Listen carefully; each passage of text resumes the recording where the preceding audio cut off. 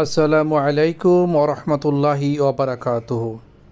দেশ ও বিদেশে যে যেখান থেকে আমার এই ভিডিওটি দেখছেন সবাইকে আন্তরিক প্রীতি এবং শুভেচ্ছা। দোয়া রইল সবার জন্যে। আজকে খুবই গুরুত্বপূর্ণ একটা বিষয়ে আলোচনা করতে যাচ্ছি ইনশাআল্লাহ। সবাই স্কিপ না করে শেষ অবধি শুনবেন এবং দেখবেন। আজকের ভিডিওটি খুবই গুরুত্বপূর্ণ। ইসলাম শান্তির ধর্ম, ইসলাম আত্মসমর্পণের ধর্ম।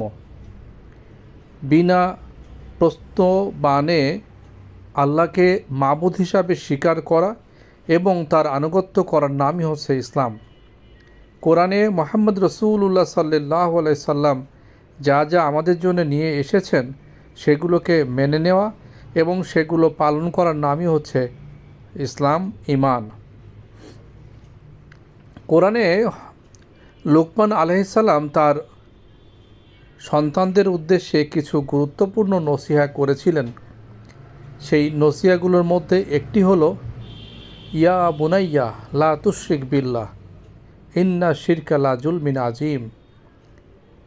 হে আমার বৎস, তুমি আল্লাহর সাথে কাউকে শরিক করো না। নিশ্চয়ই শিরক হচ্ছে সবচেয়ে বড় অন্যায়, সবচেয়ে বড় জুলুম। আল্লাহ সুবহানাহু ওয়া তাআলা যে বিষয়গুলো খুব গুরুত্ব সহকারে আমাদের জন্য বলেছেন তার মধ্যে একটি গুরুত্বপূর্ণ বিষয় হলো তার সাথে কোনো বিষয়ে শরিক সাব্যস্ত না করা। আল্লাহ সুবহানাহু ওয়া তাআলার কাছে এই বিষয়টি খুবই অপছন্দনীয় এবং আল্লাহ সুবহানাহু ওয়া তাআলা এই বিষয়টি খুব রাগ করেন। কোরআনুল কারীমের সূরা ইখলাসের মধ্যে আল্লাহ বলছেন যে আমি কাউকে জন্ম দিই নাই, কেউ আমাকে জন্ম দেয় নাই, আমি এক। আমাদেরকে আসলে এই বিষয়টি খুব গুরুত্ব সহকারে বিবেচনা এবং গুরুত্ব সহকারে পালন করা খুবই বাঞ্ছনীয়।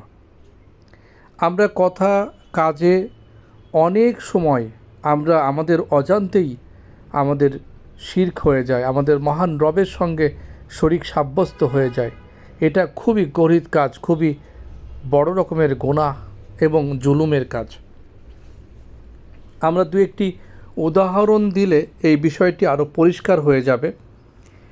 যেমন অনেক সময় আমরা এরকম বলে থাকি, হাই যদি ডাক্তার ঠিক সময়ে না আসতো তাহলে হয়তো রোগীকে বাঁচানো যেত না। অথবা আমরা এরকম বলে থাকি, সচরাচর বলে থাকি, ভালো থেকো। আসলে কিন্তু ভালো থাকা আমার আপনার হাতের মধ্যে নয়, আমার আপনার এখতিয়ারের মধ্যে নয় কাউকে সুস্থ করে দেওয়া, কারোর মৃত্যু দেওয়া, কাউকে ভালো রাখা, কাউকে খারাপ রাখা। অতএব এই বিষয়গুলো খেয়াল রাখা দরকার। আমরা অনেক সময় এরকম বলি, যদি আমি এই পথে অমুক সময় না যেতাম তাহলে এই ঘটনাটা ঘটতো না, অথবা আমি এদিকে যাইনি বলেই আমি বেঁচে গেছি, অথবা ভূমিকম্পের সময় আমি রাস্তায় ছিলাম, এ কারণে আমি বেঁচে গেছি। আমাদেরকে কথা এবং কাজে এই সমস্ত গুরুত্বপূর্ণ বিষয় খুব গুরুত্ব সহকারে বিবেচনা করা উচিত। কথা এবং কাজে যেন মহান রবের সঙ্গে শিরক না হয় সেই বিষয়গুলো খুব গুরুত্ব সহকারে দেখা উচিত। আল্লাহ আমাদের সবাইকে তৌফিক দান করুক এবং সবাইকে এই ধরনের পাপাচার থেকে আমাদেরকে আল্লাহ রহম করুন। এবং সে কারণে আমাদের জন্য খুবই গুরুত্বপূর্ণ একটা নসিহা হলো সবসময় আল্লাহর কাছে দোয়া করা, হে আল্লাহ আমাদেরকে আপনি শিরকের গুনাহ থেকে আমাদেরকে হেফাজত করুন, রক্ষা করুন। আল্লাহ আমাদের সবাইকে ঈমানদার দিনদার হিসাবে কবুল করুন। আসসালামু আলাইকুম ওয়া রাহমাতুল্লাহি ওয়া বারাকাতুহু।